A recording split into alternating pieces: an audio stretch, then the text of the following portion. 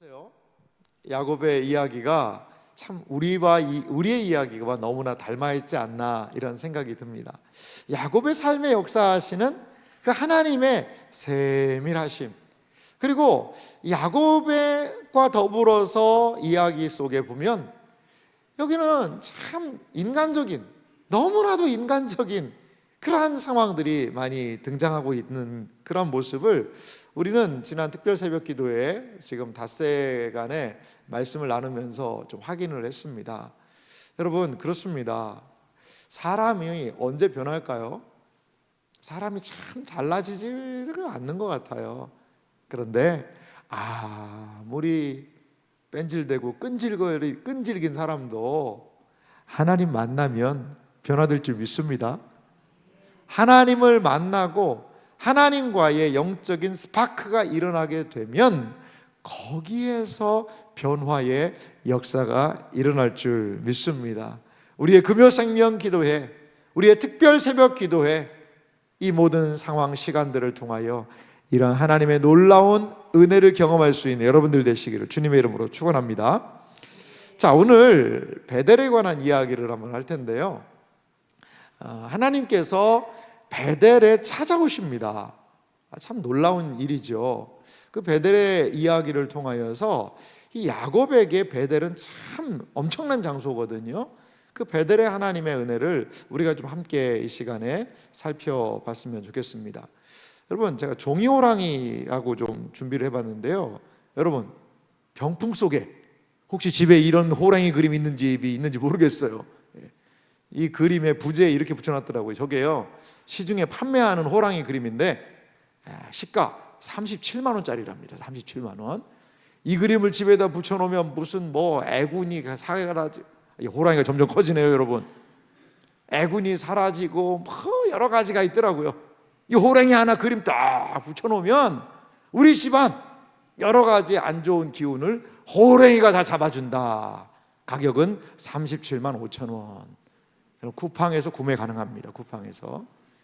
여러분, 여러 가지 좀 미신적인 그런 요소를 담고 있긴 하지만, 여러분, 호랑이 보세요. 엄청 무섭게 생겼잖아요. 이빨 보세요. 근데 누가요 이 호랑이 보고 어이구 무서워라, 호랑이야 나 건들지 마라, 어이구 무서워라 하는 사람이 있어요? 애들도 안 무서워합니다. 애들도 안 무서워해요. 종이호랑이죠. 종이호랑이에요. 여러분, 때로요 하나님이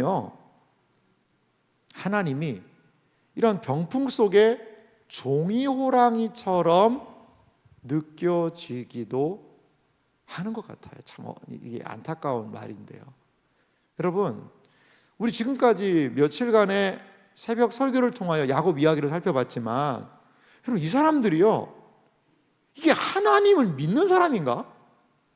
하나님을 두려워하는 사람인가? 아니, 어떻게 하나님을 두려워하는 사람이 그 사기를 치고 속이고 속고 서로 그냥 아웅다웅하고 콩가루 집안 되고, 아니, 이 사람들 하나님 믿는 사람 맞아? 라는 생각이 들 정도입니다. 여러분, 종이호랑이는요 무섭지도 않습니다. 그냥 호랑이 그림인 거죠. 하지만 만약입니다. 너무 놀라지 마세요.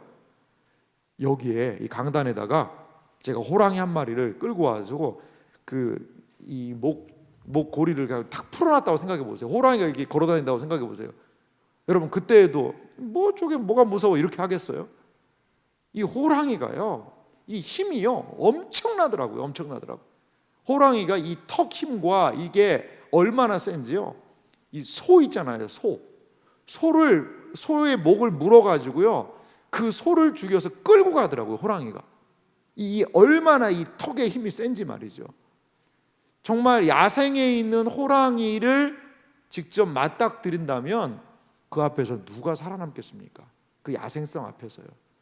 종이 호랑이하고 진짜 호랑이는요 천지 차이거든요.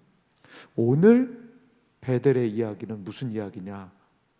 야곱이 지금까지 종이 호랑이처럼 생각했던 그 하나님에 대한 인식이 있었는데 그것이 바뀌는 순간이에요. 진짜 하나님, 이걸 요즘 젊은 사람들은 어떻게 얘기하면 레알이라고 합니다. 레알 하나님, 진짜 하나님을 야곱이 어디에서요? 베델에서 만나게 되는 그 놀라운 이야기가 여기에 기록되어 있다라는 거죠. 야곱의 생애를 보면은요, 야곱이 하나님 몇 번 만나는 줄 아세요? 대화한 내용을 보면 7번 만납니다. 7번. 7번 하나님께서 야곱에게 알려주시고 길을 제시해 주시고 내가 너와 함께 한다라는 그런 말씀을 하시는데요, 그 야곱과 하나님의 첫 번째 만남, 그 사건이 베델에서 이루어진다라는 거죠. 그러면 베델에서 어떠한 일이 일어나는지 우리 한번 볼까요? 자, 오늘 10절은 이렇게 시작을 합니다. 야곱이 브엘세바에서 떠나 하란으로 향하여 가더니 한 곳에 이르러 해가 진지라. 거기서 유숙하려고 그곳에 한 돌을 가져다가 베개로 삼고 거기 누워 자더니. 여러분, 이 두 절을 읽으면 느낌이 어떠십니까? 와, 신나겠다. 야, 야곱이 가다가 노숙도 하고, 와, 야곱 정말 엄청 재밌겠다. 여행은 즐거운 거야 라는 생각 1도 안 듭니다. 그런 생각은 안 들어요. 우리는 브엘세바가 어딘지 하란이 어딘지 모르니까 그런 얘기 하는 겁니다. 그래서 제가 친절하게 준비를 했습니다. 한번 지도 한번 띄워주시죠. 지도. 자, 브엘세바가 여기고요, 베델은 그 위고, 그리고요 하란은 저기입니다. 예. 자, 바단 아람이라는 그 지역에 하란이라는 도시가 있는 거죠. 그런데요, 이 거리를요, 사람들은 뭐 저기 숫자를 적어놨는데 뭐 정확하게 이렇게 따지기에 쉽진 않지만 약 한 800km 정도 되는 것 같아요. 800km. 하루에 30km씩 안 쉬고 간다면 한 달이면 한 900km 정도 가잖아요. 그러니까 한 달 내내 한 30km씩.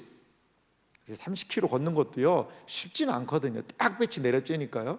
한 달이 걸렸는지 천천히 그것도 길이 좋은 길이지, 직선 코스가 그렇지 막 여기 꼬불꼬불 가면은요, 뭐 800이 될지 900이 될지 1000이 될지는 모르는 거거든요.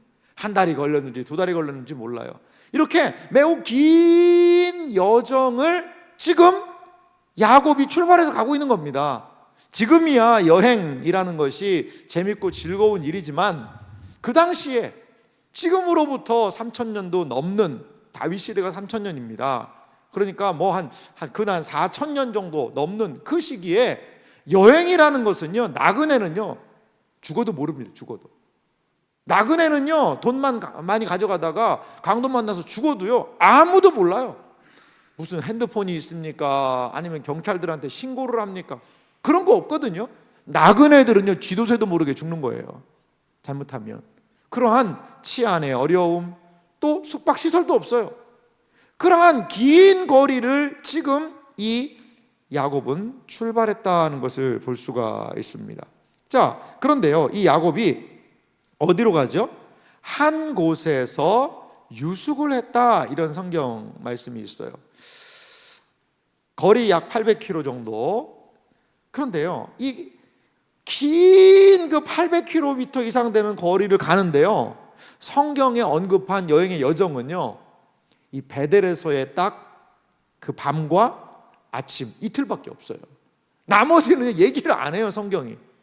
뭐 어디 가서 뭘 음료수를 사 마셨다, 아니 그런 것도 없겠지만 어디 가서 잤다, 어디 가서 뭐 있었다, 오아시스를 발견, 그런 얘기 없습니다. 그 800km의 여정에서 가장 중요한 것은 베델의 사건이라는 거죠. 베델의 사건이 무엇인가, 그 여정에 의미를 주고 있다는 것을 우리에게 암시하고 있는 겁니다. 자, 야곱의 여정은요 매우 불확실하고 매우 위험에 노출되어 있는 그런 여정이었다는 거죠.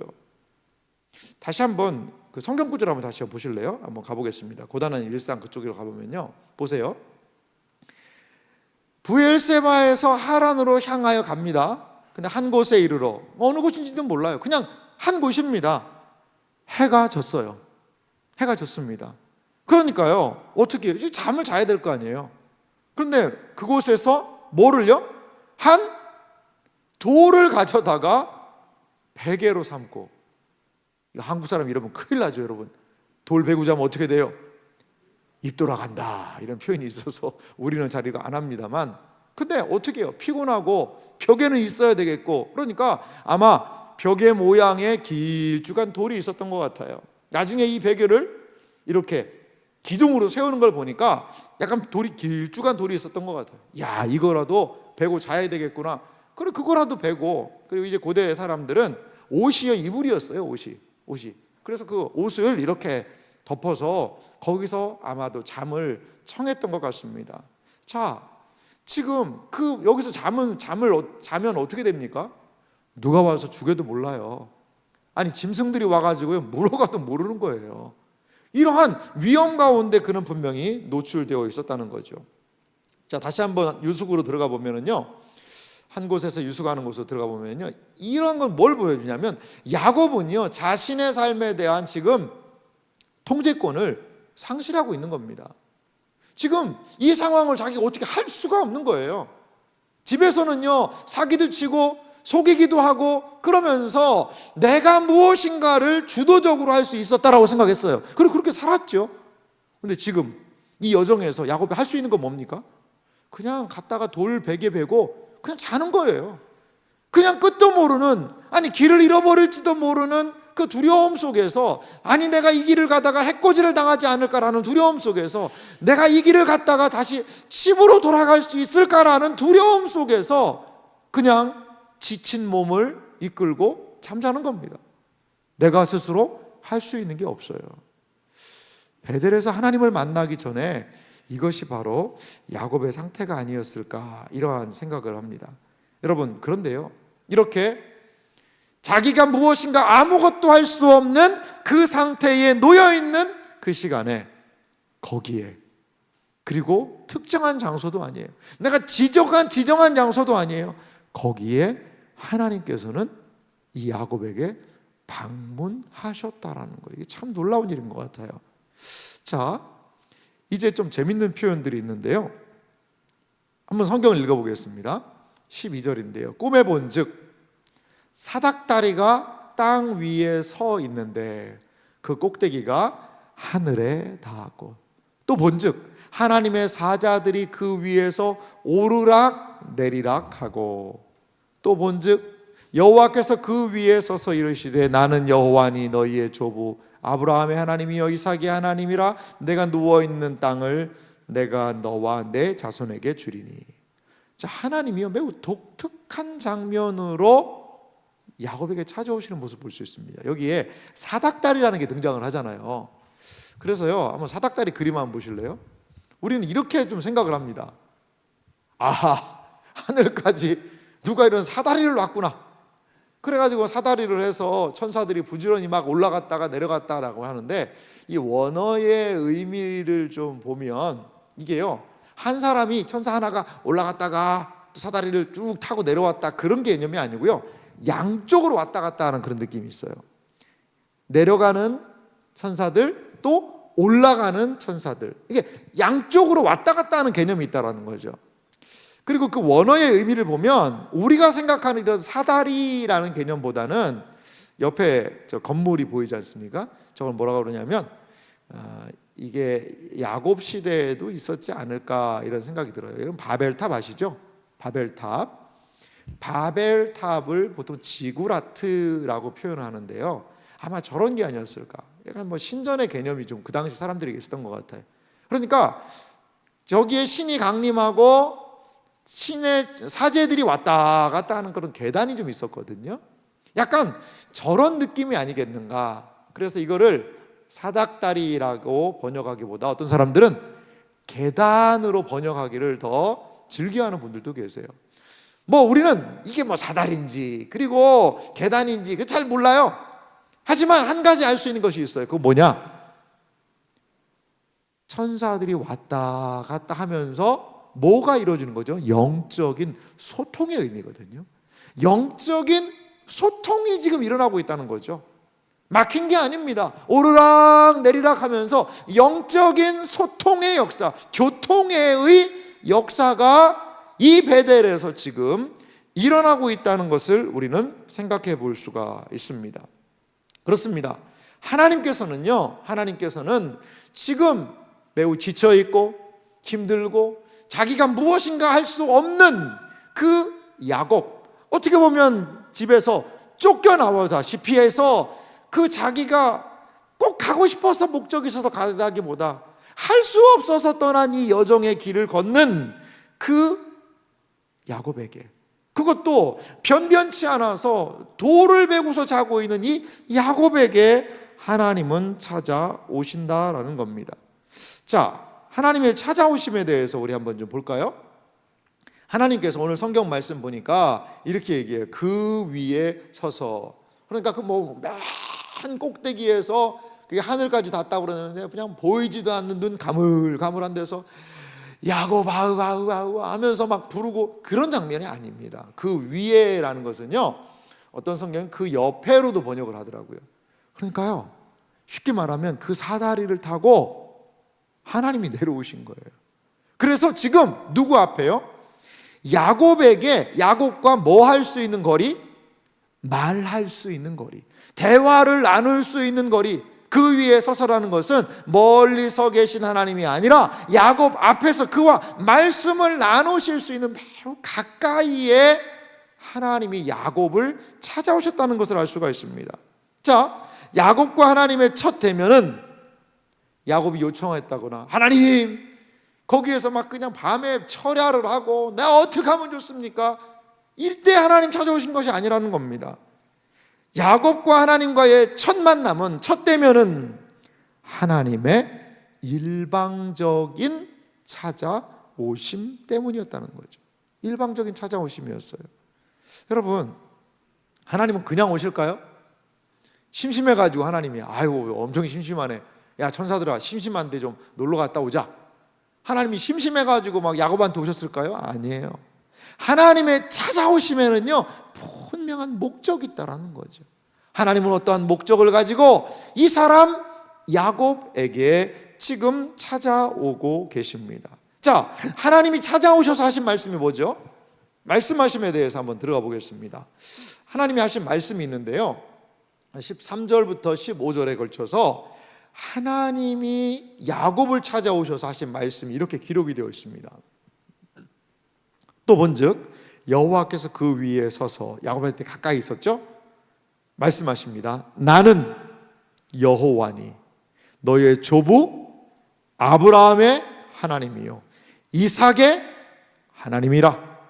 내가 누워있는 땅을 내가 너와 내 자손에게 주리니 내 자손이 땅이 티끌같이 되어 내가 서쪽과 동쪽과 북쪽과 남쪽으로 퍼져갈지며 땅의 모든 족속이 너와 내 자손으로 말미암아 복을 받으리라. 내가 너와 함께 있어 내가 어디로 가든지 너를 지키며 너를 이끌어 이 땅으로 돌아오게 할지라. 내가 내게 허락한 것을 다 이루기까지 너를 떠나지 아니하리라 하신지라. 참 아멘이죠.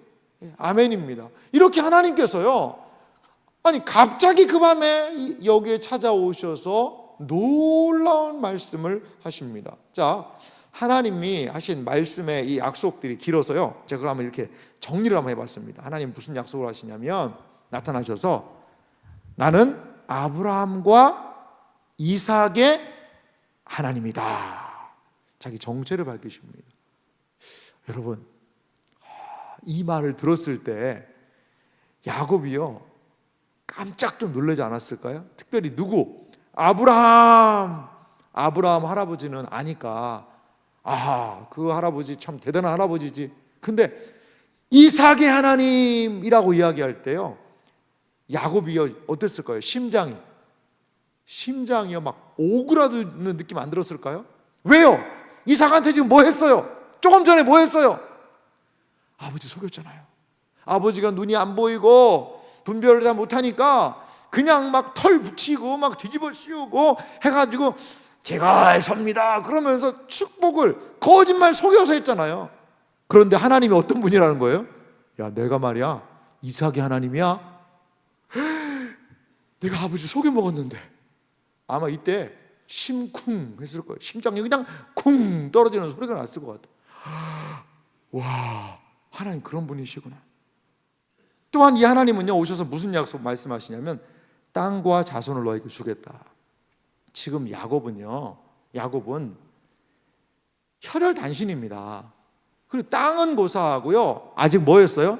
장가도 못 갔습니다. 형 에서는요 얼마나 능력 있는 남자인지 벌써 부인이 몇이에요? 부인이 벌써 셋이에요. 셋. 한 번에 2명 해족속 여인 낳고요.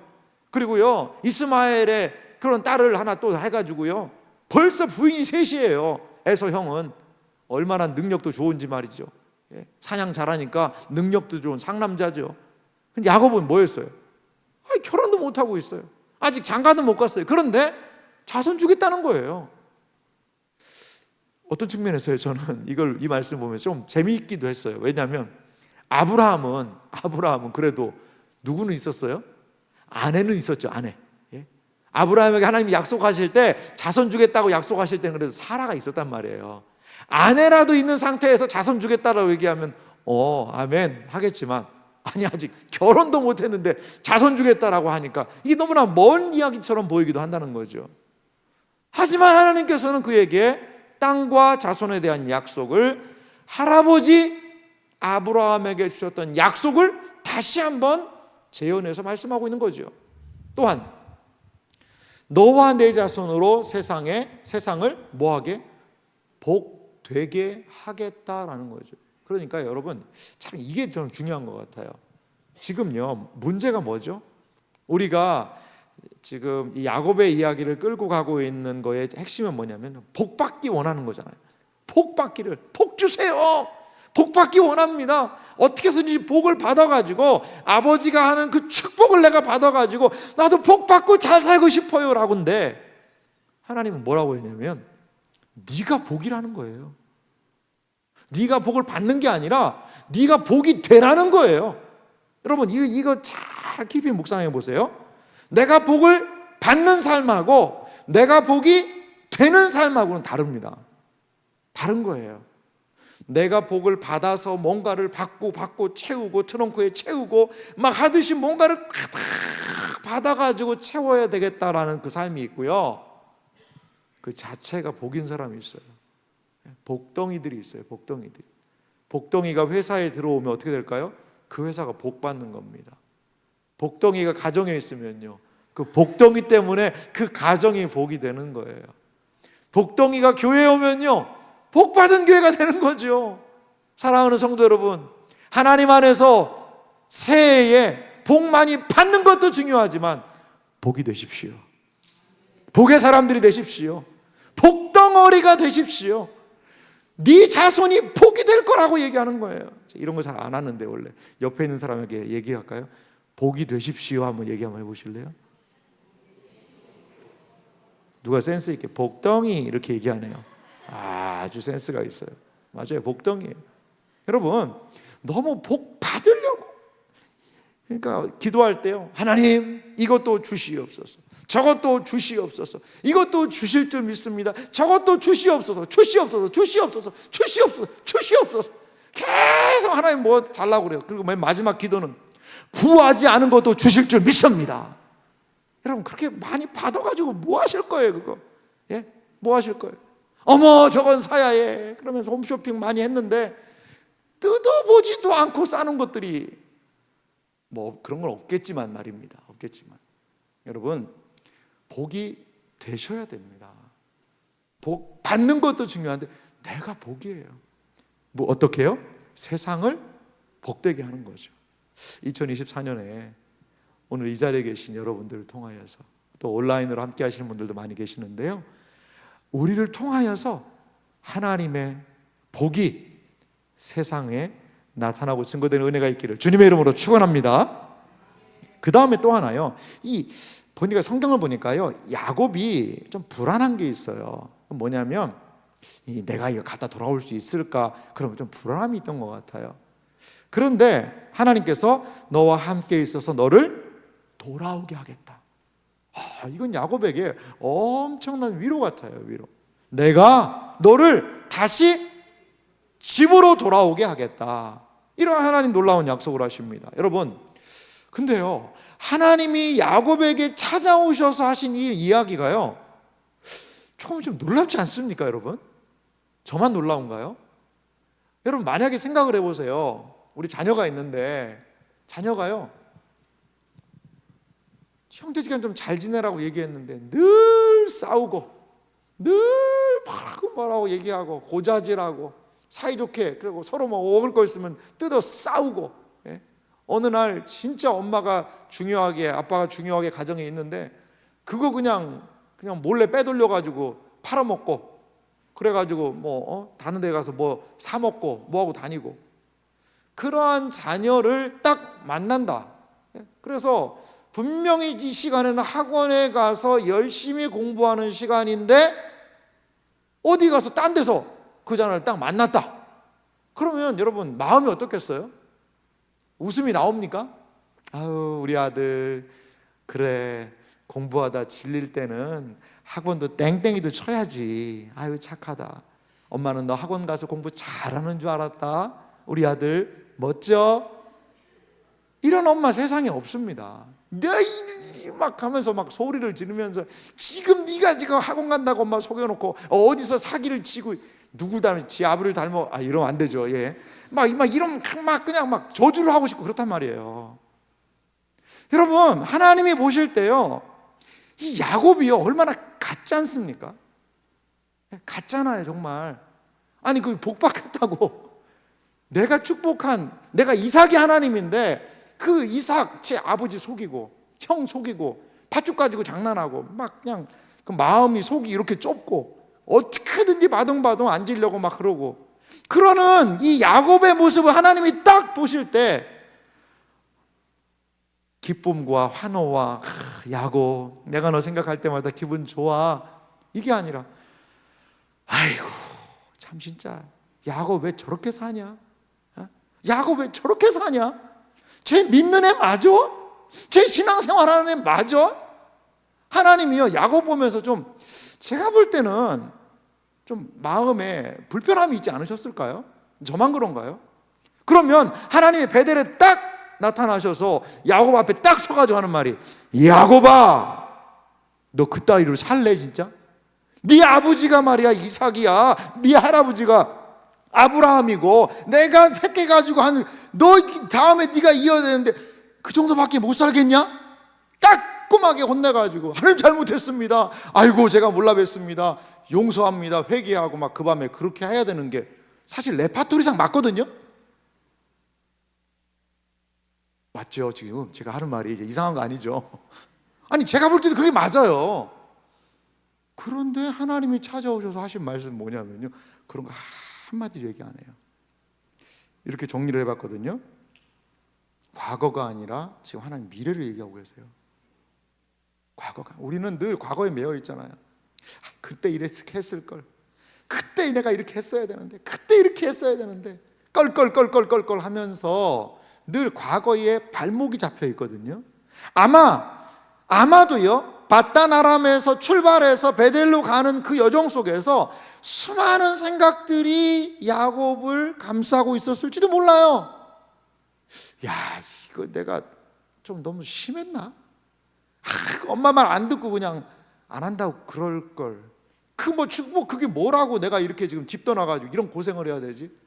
아이고 뭐 나는 이건 뭘 내가 잘못한 게 뭐가 있나? 열심히 내가 뭐 한 거고, 아니 큰 자가 작은 자를 섬긴다 엄마가 그렇게 얘기해가지고 나 그렇게 한 것뿐인데 내가 왜 이렇게 뭐가 안 되냐?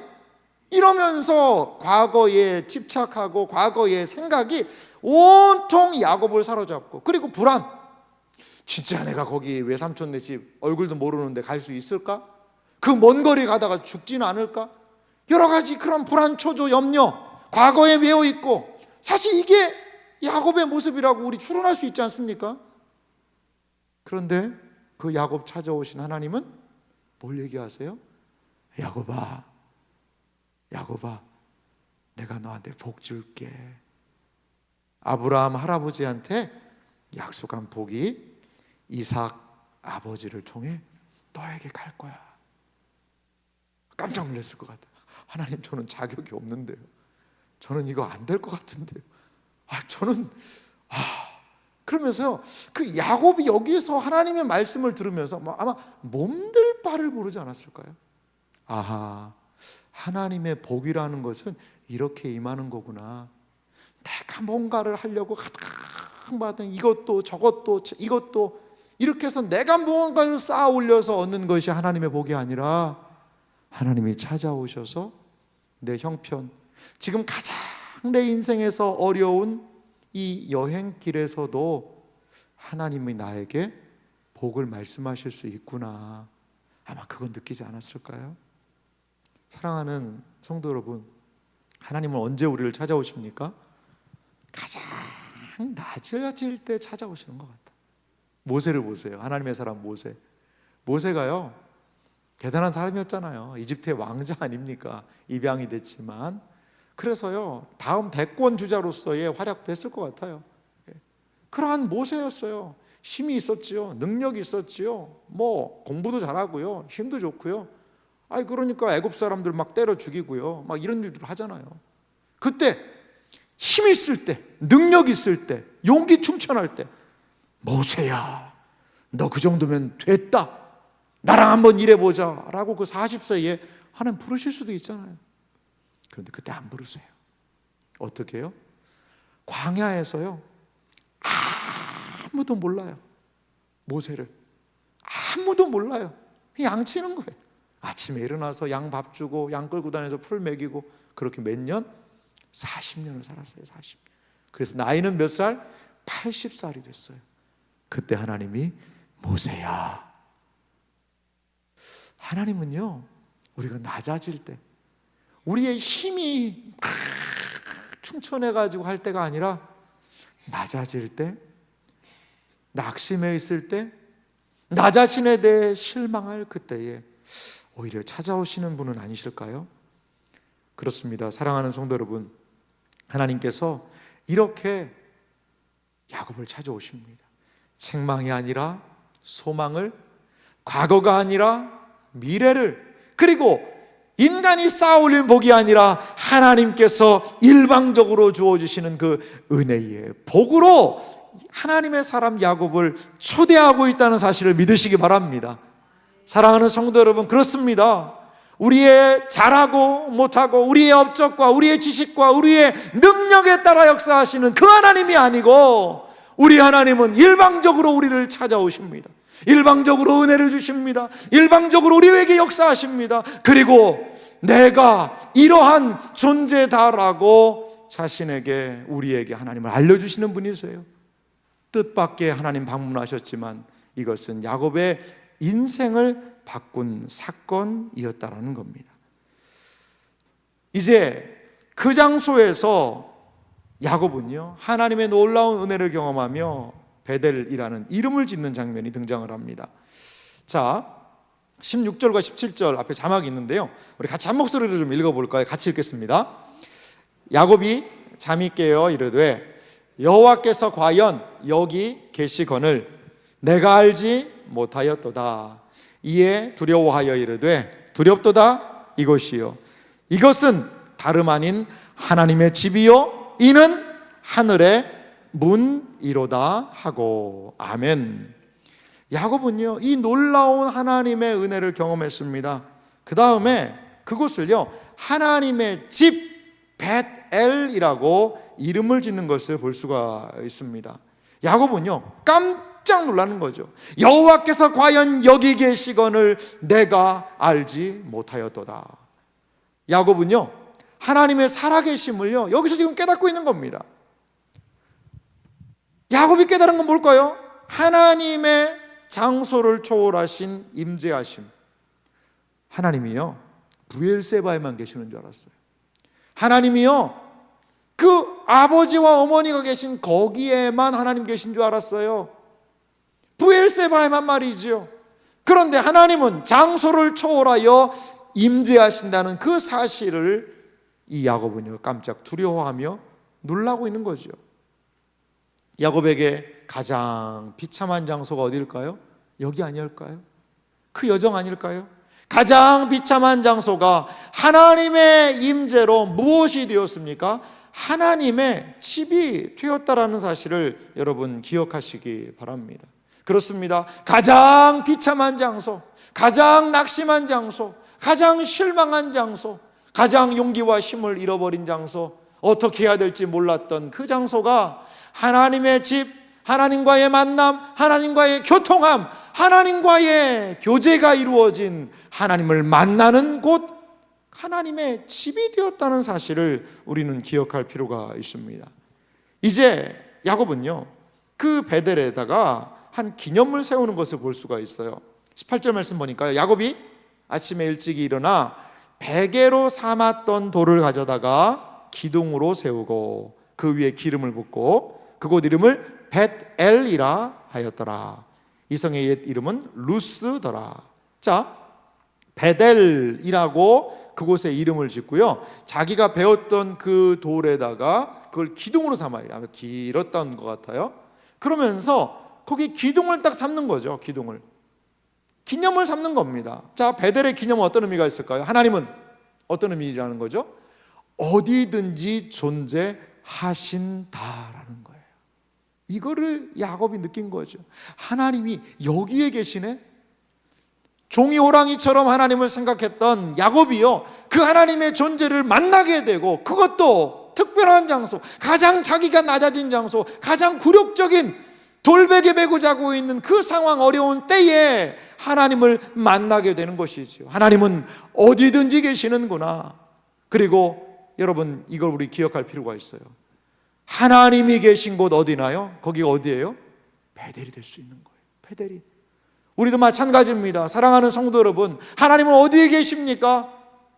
교회예요. 예배당에만 하나님 계신 거 아니에요? 아니요, 그렇지 않아요. 우리의 가정에 하나님이 계십니다. 거기가 베델입니다. 우리의 직장에 하나님이 계십니다. 거기가 베델입니다. 우리의 사업터에, 우리의 학교 자리에 우리가 서 있는, 머물러 있는 그곳, 거기에 하나님이 계시며 거기가 바로 베델이라는 사실을 믿으시기 바랍니다.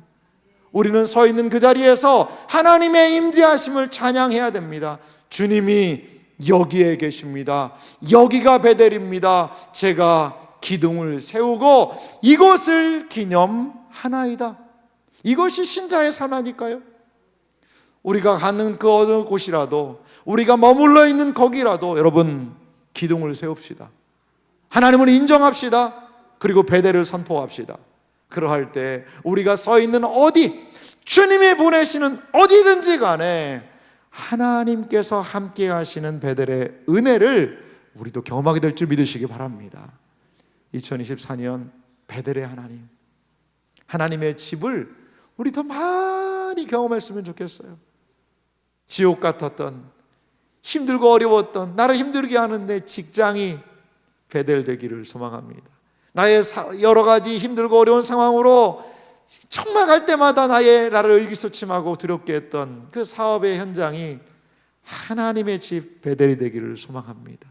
우리의 가정에 하나님으로 인한 베델의 평화가 임하기를 소망하고, 우리가 머물러 있는 그 자리, 우리가 공부하는 그 자리, 거기가 하나님을 기념하는 베델의 놀라운 은혜의 역사가 있기를 주님의 이름으로 축원합니다.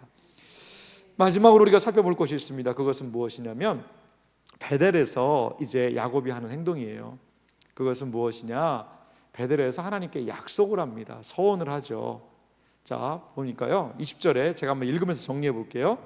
야곱이 서원하이로되 하나님이 나와 함께 계셔서 내가 가는 이 길에서 나를 지키시고 먹을 떡과 입을 옷을 주시어 내가 평안히 아버지 집으로 돌아가게 하시오면 여호와께서 나의 하나님이 되실 것이요. 여기 보면 좀 이게 헌신 맞나?